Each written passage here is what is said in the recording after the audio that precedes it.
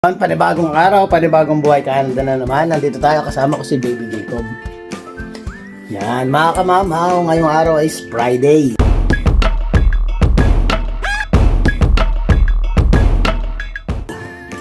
At ako'y may inihintay kanina pa habang nanonood kami ni Jacob. Kasi napaka importante nung hinihintay natin ngayon na kailangan natin gawa na agad ng solusyon. So, which is yung sasakyan natin. Nag-order na tayo sa Amazon ng mga gamit ng mga parts ng sasakyan. So ngayon inaabangan natin padating yung left and right front struts. So nakabili na tayo ng sway bar link. So ngayon, bala ko pagkasundo ko kay Mrs. ng alas 3:30, 4 o'clock pupunta na ako kay Kuya Alex, which is si Kuya Alex is ayusin na niya. Pero unfortunately, hindi maayos ni Kuya Alex lahat. So may kakabit lang ni Kuya Alex is yung sway bar link sa harapan tsaka yung front and rear struts. Front lang na struts. Hindi niya makakabit yung rear dahil hindi ko alam bakit ganun ang nangyari na hindi pa naman niya talaga or totally nakaltas dun sa nakaltas dun sa account ko yung bayad nung sa rear strut dahil kasi sa US pa daw siya in-order, nag-email sa akin, nakalagay pa lang, order place pa lang, wala pa talaga siyang automatic na chinarge na ako, tapos on shipping na wala pa, so hindi natin alam kung kailan darating yun. At hindi naman din dali ang basta-basta makahanap ng parts dahil medyo luma na rin yung sasakyan natin Meron man tayo dito sa part source, mag-order ka, napakamamahal mga kamamo. Nagtanong pa ako sa iba, 400 plus pa yung isa. 400, isa pa lang Isipin mo from 369 dun sa Amazon, dalawa na siya. Yung nakita natin sa ang available na na pwede nilang order is 400 plus, di ba? Napakabigat mga kamamo. So, yung sa Amazon okay naman siya, hindi naman siya totally parang sinasabing parang mabilis masira. Mukha namang magandang klaseng siya dahil makikita mo naman sa Amazon. Bukod dun sa mga presyo na kukuha natin, na napili natin, meron talagang mas mabababa pa doon na 100 plus, which is yung pwede kong pag-isipan. Ayoko naman masyadong mura para lang makatipid, hindi naman aanin mo yung sobrang makatipid ka, yung talaga totaling sobrang iniisip mo yung tipid pero sandali mo lang magagamit. Yung napili natin under dun sa pagre-research natin sa kay Amazon, nag-research tayo ng mga available na pwedeng gamitin dun sa sasakyan, which is yung pinaka-pricey. Kumbaga, yun yung pinili natin, yung mas pinaka-pricey na ang pinili natin. So, which is yung hinihintay natin. Ayan. Tapos, nagkataon pa, hindi siya sabay-sabay dumating yung mga order natin. Meron tayong yung front hood lifter, which is darating siya sa June 16. And then, sa June 10, darating naman yung left fog light. Yung takip niya. Kasama na rin siyempre yung bulb nun, nandun na yun, nakaset na yun. Darating siya na magkakaibang araw. So, ang talagang natin, main goal natin is makabit na yung struts tsaka sway bar link doon sa harapan ng sasakyan. Dahil yun talaga yung nakita ni Kuya Alex na talagang parang kailangan palitan right away na. Yun ang laging natin.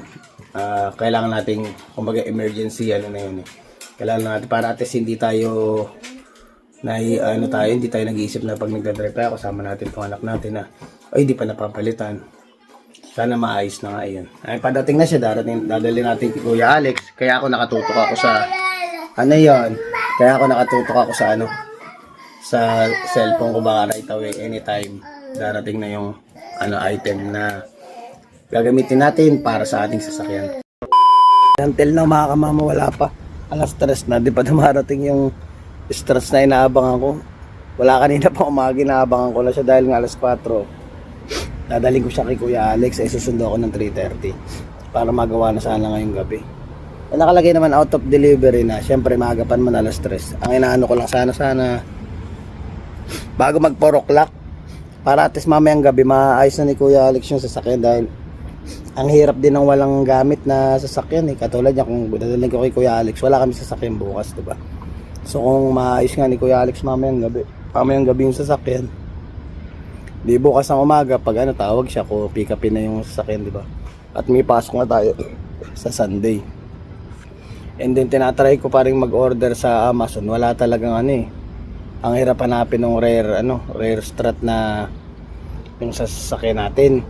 Na puro front ang nakalagay. Eh, mga available doon, nakalagay front and rear. Kaso nga lang, parang ano lang, shock lang yung nakalagay. Wala yung spring. Yung nga sabi ni Kuya Alex, ba't walang spring yung rear? So ngayon, nagtingin naman tayo sa eBay. Kaso nga lang, ayoko mo lang umorder hanggat hindi ko nakukuha yung order ko sa Amazon. Dahil nakakatakot din mga kamamo pag nag-order ka ng mga online kasi mas more on sanay akong umorder sa mga yung mga store dito. Kaso nga lang, medyo kamahalan nga lang siya, di ba? Pero gusto ko man lang i-try itong Amazon ko, talagang darating yung mga order. Tsaka ako na lang yung order yung rare strat dahil talagang medyo pa ako unconvincing pa eh. Pag talagang na-receive na natin yung tatlong order, tsaka natin di pa naman advice ni Kuya na talagang palitan right away eh. Yung harapan lang kailangan natin palitan dahil yun talaga yung kailangan ng palitan. So ito, abang-abang lang muna ako, sana dumating na yung order natin. 1 hour later. Yan mga kamamo, until na wala pa. Ngayon, pupunta muna ako sa bumper to bumper. In-advisean tayo ng tropa natin si Ray na baka makakita tayo ng parts doon na pang rare para hindi na order sa online. Para kung sakali mang dumating, ewan ko ba, alas 5 lang hanggang ngayon wala pa yung order natin. Hindi ko alam kung darating ba ngayong araw. Nakalagay kasi out of delivery. So papunta si Rain ngayon, yung kasama ko na kabatch ko sa Berry Barn dati. Samahan niya sa bumper to bumper dahil tumawag na ako kung meron silang available na na rare strat. Nagkataon meron naman available, saktong-sakto. Ay papunta na si paring Rain. Tapos pick upin na namin. Baliktad pa mas nauna pa yung right away na order natin. Ipipick upin ko na lang siya. Meron siyang may stock sila doon. So 190 plus yung isa. So babayaran ko isa sa 420. Dalawa na. So kukunin ko na yon. Nako, kung alam ko lang mas maaga ko na baka sakaling doon na lang sana ako kumuha, di sana pipick upin ko na siya ngayon, di ba? So medyo mahal lang konti pero at least ngayon makukuha na. Eh no choice naman tayo. Hindi naman tayo pwedeng mamili kung talaga bang mas matatagalan o hindi ka sigurado doon sa o-orderin mo. Eh no choice na tayo, kaya kinuha ko na agad kasi in-expect ko din kasi kung dumating tong front strut natin, kompleto na. Meron na tayong sway bar links, front and back and rear struts para makabit na kay Kuya Alex. Si Kuya Alex hinihintay na ako kanina pa, naiyarin ako kay Kuya Alex dahil for sure isiningit lang ako niya sa schedule niyan. Dahil baka naiiya sa akin, syempre katrabaho natin tsaka tropa natin si Kuya Alex, siguro isiningit na lang ako kasi talagang kailangan ko nang dali ng hapon para nga bukas baka sakaling may oras si Kuya Alex ngayong gabi, gawin na niya, trabahuin na niya yung pagpapalit ng strat. So hopefully sana dumating na.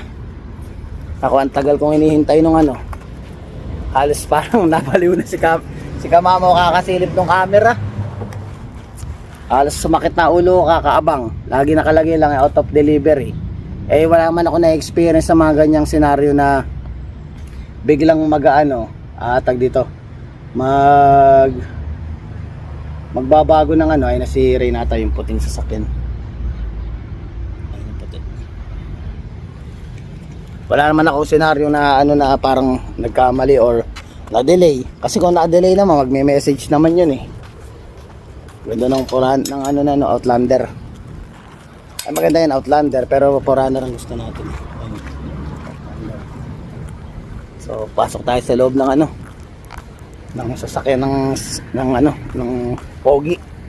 Pero Robin Padilla.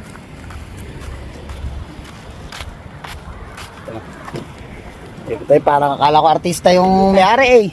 Hindi, si Rain kasi. Ayun na si Rain, ayan. Si Robin Padilla. Kung alam ko lang dapat pala doon na lang tayo order. Ay, isilipin ko to. Baka ito yun. Pag huminto yan kasi usually hindi ko sigurado intercom kasi nakalagay eh. Intelcom.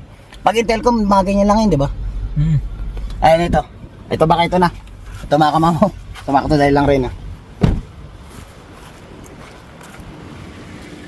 Sumakto mga kamamaw. Ay nako, timing ata. My friend, is that my package? check natin. Kasi usual, ito lang. Oh, I've been waiting for so long. Is that the package, the bumper? Jerwin? Jero, yeah. Yeah, you know what? I've been waiting for this morning. Okay. Because I need to bring the what do you call this one? This one on Okay. my mechanic friend at 4 o'clock. So Okay. this should need to be fixed. So I was wondering, what's your name? Yeah. Yes. Yeah. You vlogging or Yeah. what? Yeah, this is for my vlog. Okay, alright, Thanks, man. Do I need to sign something? No, it's all good. Oh, it's heavy. It's heavy. Yeah. Thank you. Alright, buddy. Yeah, thanks. Sakto mga kamamaw. Ako talaga salamat po at may dumating ding rare strat. Kaya ako na muna kaki-range dito. Dahil lang. Pause ko muna. Ayan, buti na lang na ano natin, naabutan natin yung kaya mo na mga kamamaw, no? Buti na lang si Rain nagsabi na ano na samahan din dun tayong mag-pick up nung ano nung rare strat. Ay sumakto naman nung pagka-pick up, nung pipick up na ako na rin dumating yung package kasi di ko na in-expect na wala na ako ng ano eh. Parang sabi ko baka delay na to dahil sobrang late na, alas 5 na rin eh. So ay dumating nga in time. Talagang in time na tinatawag na in time na pagkakataon dahil alis na kami rin, sasakay na ako sa kotse niya, nakita niyo naman kanina. Biglang dumating nga kasi nga in-expect ko yung Intelcom, ano siya, parang private vehicle siya, hindi siya katulad ng mga yung Purelator, yung Canada Post na malalaking sasakyan. So ito yung ano ko sa Macto, may minto doon kasi usual doon may hinto yun eh, sa migilid ng bahay namin. Ay nakuha na natin, tinabi ko na sa trunk ko yung sway bar link, pati yung front strut. So pipick upin natin yung rear strut. So ngayon sa accumulated na nagastos natin is 420 tayo sa rear strut, tapos sa sway bar link is naka ano tayo dun eh, almost $50. Tapos itong front strut natin is 263 if I'm not mistaken. So 263 plus 50, 310, 860. Ayan, 860 ang total natin. Pero syempre wala pa yung labor ano natin, yung babae natin kay Kuya Alex.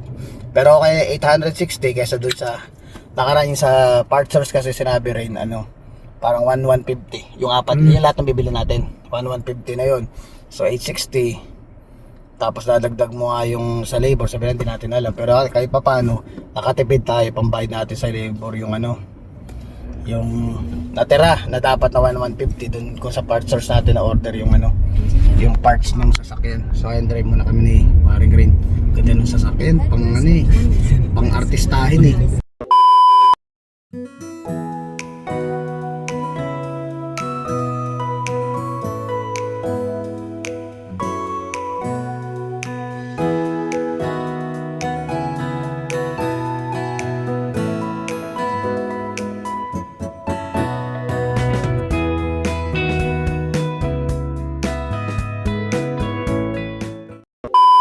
Ayan, dito na tayo sa ano, sa bumper to bumper.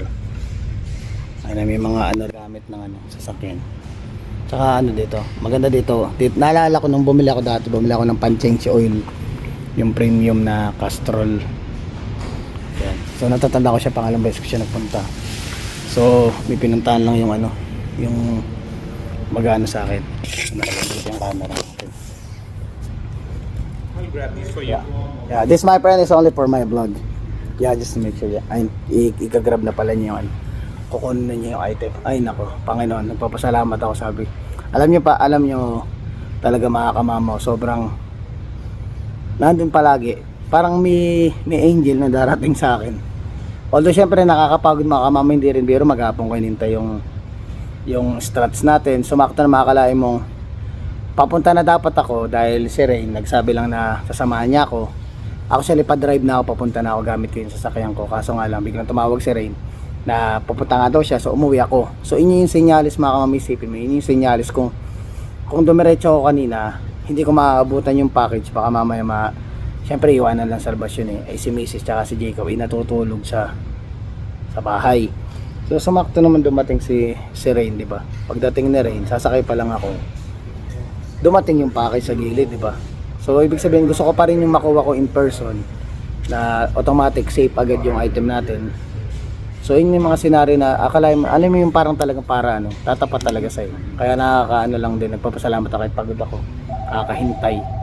ng order. Sumakto ngayon nakachat ko si Rain, order nga daw ako dito. Nagtanong akong item, meron sila dito. Kung alam ko lang siguro, baka feeling ko meron dito silang prawn strap din. Pero syempre, talagang ano ba yung mga senaryo, mga enemy times na wala kang idea about dun sa kabila, na dati dapat dito na order. Sumaktong si Rain ito. Nakakausap ko, sabi nga niya, at tanong ko sa bumper to bumper, di ba? Kasi inaano ko rin pag gagawin ni Kuya Alex, syempre ano rin yung labor, di ba?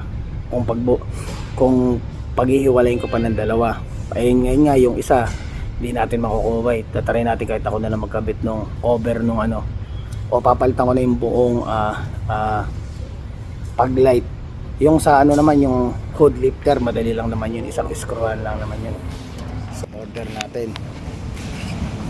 So 190. Oh. Yeah, it's big. Didn't expect that it's big. So ito na dalawa. Yan, dalawa siya. Bayaran na natin. How much per piece, my friend? 189 each. 189? Yeah. Yeah. Total is 428. Yeah, 420. So, might be like pay debit and cash. Niresibo natin mga kamamaw. And you're looking for price, right? 420 siya. So, Four-wheel drive? magkano per piece? Nakalagay Is it 189. sport model or legend? 189. I think it's sport. It's So, yung dalawa, 279.18 plus tax yan. Kaya nabot na 420. So, ayun na. Dadalhin na natin kay Kuya Alex. Pagka uwi ko, yatid lang ako na rin. And then, dalhin na natin kay Kuya Alex. Patigil na itong resibo. Laki din pala nung ano. Wala mo, maliit lang. Titingnan mo sa ano eh. Pero malaking item pala siya yan. So, ayun natin. Na magkakabit ng pag light. Tsaka nung ano, ng hood lifter. Pagdating niya sa 16 and sa 10 pa yung dating eh. So ngayon, ito na, matatapos na nga itong araw na to. Mag-aalas 6 na rin. Pag nadala kay Kuya Alex, hopefully magawa ni Kuya Alex bukas. Maayos niya kasi hindi naman natin siya kung anong based dun sa ano niya, sa oras niya kung paano niya anin to. Pero hopefully sana bukas, kahit abutin tayo ng hapon na makuha. Basta maayos na dahil sa Friday, ay sa Sunday, babalik na tayo sa trabaho. At syempre, matutuloy na yung ano natin, yung pinapangarap nating road, long drive. Dahil yung nakaraan is tagilid, sayang yung inarkilan mo ng sasakyan, hindi pampagawa na lang ng sasakyan. Pero yung mga ganyan, syempre, gumawa ka na, nagkaroon ka ng sasakyan, part ng pagiging owner yan kung talagang ano, darating ka sa point na may papalitan kang parts. Dapat naka-ready ka, kasama yun sa gastos, hindi lang naman basta-basta ginagamit lang yan. Syempre napapagod yan, naluluma yan. Lalo kung luma ni sasakyan mo, kailangan mong palitan. Pero ito, na napalitan na, okay na siya. Ayan. Tsaka ano siya, lifetime warranty. Lifetime warranty daw. So magandang magandang klase. Pero sayang, di na, dapat dito na lang tayo bumili, no? Nung front rear, no? Pero sa susunod, ayun, may idea na tayo. Ngayon mga mama, dito na tayo po ng Alex. Sige, ano na ako, doorbell na ako. Ready ko na rin itong ano. Ito yung mga nabili natin mga kamama, eh. Maghapon. Pero yung magrabe. Ganun kapagod ang utak ni kamama yan. Bumagsak sa biyahe ito.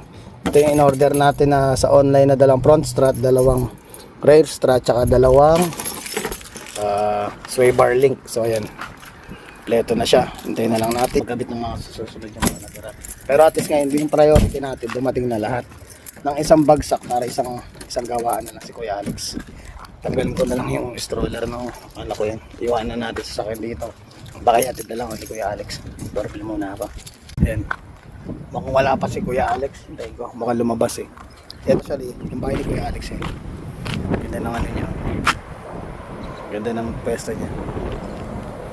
Maaliwalas. Grabe. Siyempre mamay sa ganyang backyard mga mama. Nakakarap tayo nakita yung backyard na puting ganyan. Pangarap ni kamama yun sa mga alaga niya. Sarap ng hangin. Pero yung katawan ko, alam mo yung hapong-hapo. Parang pagod na pagod. Pero syempre, wala tayong ano dyan eh. Hindi natin pwedeng magreklamo sa mga nangyari ngayon. Pero may mga good naman na nangyari ngayon na which is, nagkaroon tayo ng rear strut na nakuha natin ng sabay. Yan. Ina naman ang ano natin, ng sasakyan natin eh. No? Nakakalain mo ba si kamama eh. Magkakaroon ng sasakyan na ganyan. Kaya sabi mo second hand yan, hindi ko na-expect na magkakaroon tayo ng ganyan sa ating buhay. Buti na lang, Dumating tayo sa point, nagsikap tayo. Kaya katulad nyo, makukuha nyo rin yung mga bagay na na-experience ko ngayon, lalo na pa nagsikap kayo. Lalo na yung sa mga kapatid ko, sinasabihan ko sila palagi na magsikap sa buhay dahil hindi lahat ng pagkakataon ay nasa sa inyo. Kung meron kayong chance, sunggaban nyo. Yun lang ang mapapayo ko sa kanila dahil ako bago ako makarating dito, parang tumaan ako sa butas ng karayom. Kaya nakabili na tayo ng Church's Chicken. And then nagkataon mamaw. Hindi ko natanggal yung hindi ko natanggal tong stroller doon sa likod ng sasakyan. So ngayon, binitbit ko. Nagpatid na lang ako kayo. Shoutout kay Kuya Alex. Salamat Kuya Alex. At na-priority mo yung sasakyan namin para kahit pa paano may magamit kami. So ito ngayon, natatawa lang ako mga share ko lang. Ayan, dala ko stroller pero ang nakalagay, chicken ang nakalagay sa loob.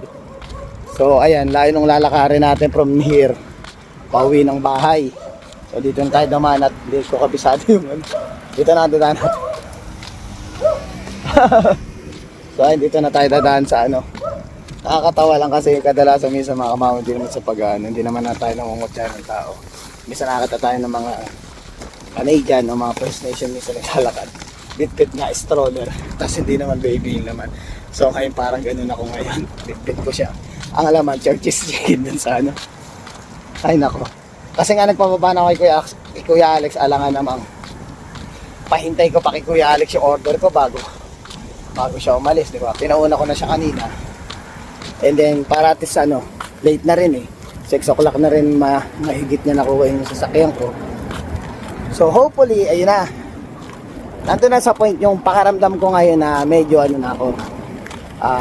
Medyo okay na kasi kanina nagwo-worried nga ako about dun sa order natin kung karating ba, maayos pa ni Kuya Alex o yung madadala ka pa kay Kuya Alex ng on time dahil nakisuyo lang tayo. Ayun, at least ngayon ay shoutout din kay Rain, sinamahan tayo dun sa bumper to bumper para pick upin yung rare. So ngayon kompleto na siya.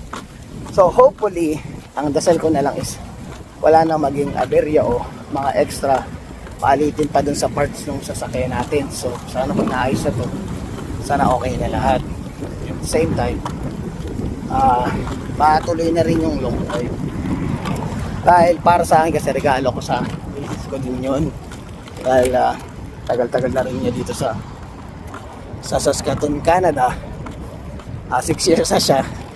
Hindi pa siya nakakapasyal sa Tyrrell Museum. Ako nakapasyal na, pero siya hindi pa. So ayan, dito tayo sa isang straight na lang. Malapit lang naman yung Church's Chicken, sa kabilang kanto lang. So ayan, lakad tayo, bitbit natin yan. Yan. Ito yung inaarki lang scooter may oras yan i-ano mo lang yung credit card mo. Pag uusad siya pag bayad mo na siya. So di ko lang alam di ko na matandaan kung paano niya i-charge yung gagamit kasi usually pag tapos na yung oras na napili mo dun sa scooter na iyon, hihinto na yan, hindi mo na magagamit dyan.